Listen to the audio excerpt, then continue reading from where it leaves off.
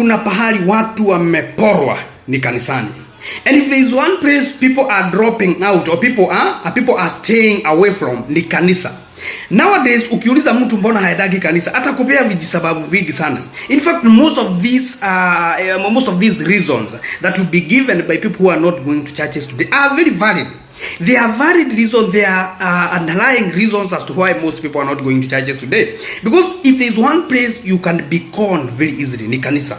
Na kama kuna pahali watu wamekuwa radicalized kwa haraka sana ni kanisa. Watu wamekuwa tu radicalized bila kujua. Because tell me why. I've seen some churches operating from as early as 5 a.m. in the morning na zinafunga jioni karibu saa moja za jioni, saa moja jioni.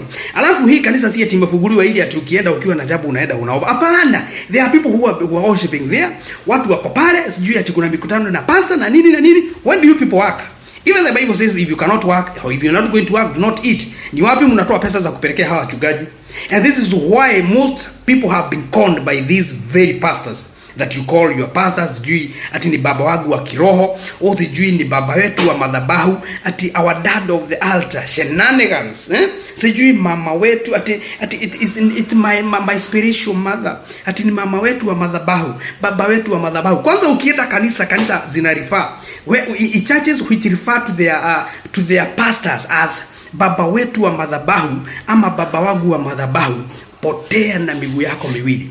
If there are people kama kuna sahi, just the other day, was it yesterday, tumekuwa na huyu bishop junior wa kanisa gani sitaki kutaja, amekuwa accused, he is being accused of being liable of I don't know conning people close to 10 billion through that saga. Kama kuna pahali watu wamekuwa conned ni pale kanisani.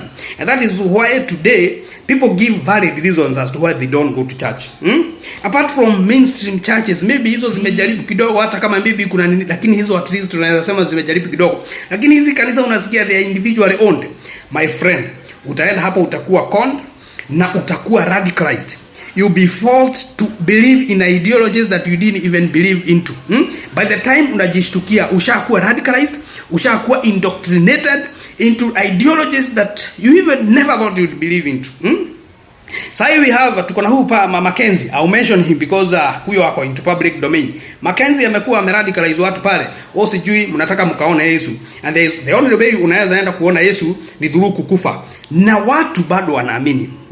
Maybe hawezi elewa ni kwa nini ilifika to a point mtu anataka hadi kukufa akaone yule Yesu. That is radicalization. Ushakuwa pale, usha-adopt. In fact umefika to a point ya ku-advocate for that.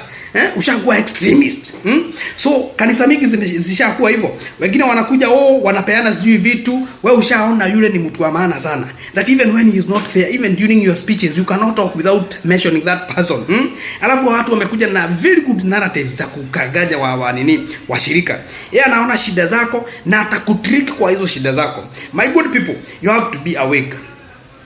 This is what we call spiritual awakening. Lazima muamuke, muangalie hizi kanisa ambazo tunaenda. Is it the best gospel that is being preached there?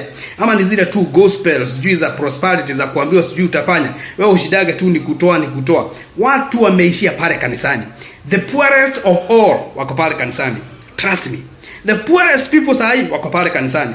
Wewe unaambiwa usifanye kazi, enda ukapelekea mchungaji sijui nini. I want to tell you one thing. The moment Africa wakes up and thinks about this mambo na spirituality, tutakuwa mbali sana. Otherwise tunateswa na hizi religion na hizi kanisa.